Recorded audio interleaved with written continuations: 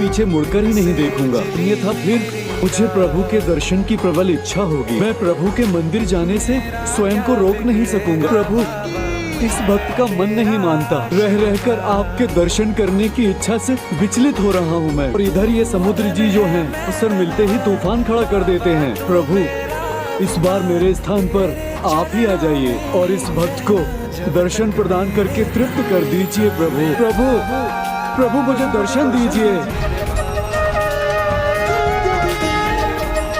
प्रणाम प्रभु, आपके दर्शन पाकर मैं कृतार्थ हुआ। अब बस प्रभु एक ही प्रार्थना है मेरी, आप उसे स्वीकार करने की कृपा करें। कहो हनुमान, तुम कहो और मैं न मानूं, ऐसा तो कभी नहीं हो सकता। प्रभु, प्रतिपल मेरे मन में एक ही इच्छा रहती है, आपके दर्शन सुख में मैं खो जाऊं। प्रभु, मैं स्वयं को रोक ही नहीं पाता, परंतु ये समुद्र जी अपने तीव्र वेग से बढ़ने लगते हैं। प्रभु, इसलिए आप मुझे यही बेड़ियों से बांध दीजिए ताकि मैं यहाँ से हिल ना सकूं। प्रभु, आपका ये भक्त तो केवल आपके नाम के बंधन से ही बन सकता है।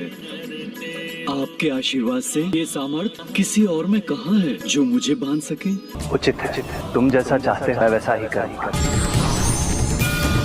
किंतु महाबली हनुमान को कोई बेड़ी कैसे बांध सकती है? प्रभु, यदि आप बंधन में बांधेंगे, एक साधारण सा धागा ही पर्याप्त है। बस आप प्रभु उस पर राम नाम लिख दीजिए।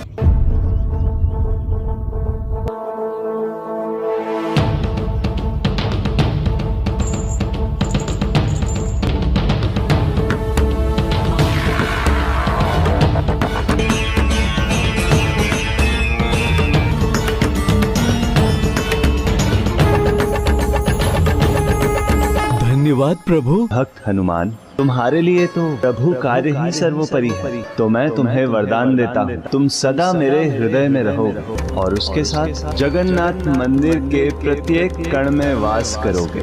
तुम्हारे इस रूप को बेड़ी हनुमान के नाम से जाना जाएगा। तुम्हारे दर्शन के बिना किसी भी भक्त की जगन्नाथपुरी धाम की यात्रा पूर्ण नहीं होगी और जो भी यहाँ तुम्हारी पूजा करेगा उसके जीवन के सभी संकट दूर हो जाएंगे। धन्यवाद प्रभु। प्रभु, किंतु मुझे आपसे कुछ और भी चाहिए, यदि आपकी आज्ञा हो तो मैं मांग लूं। समुद्रदेव बार बार आगे बढ़कर आपके पावन चरणों को ही स्पर्श करने का प्रयास कर रहे हैं। प्रभु, आप इनकी इच्छा पूर्ण करने की कृपा करें।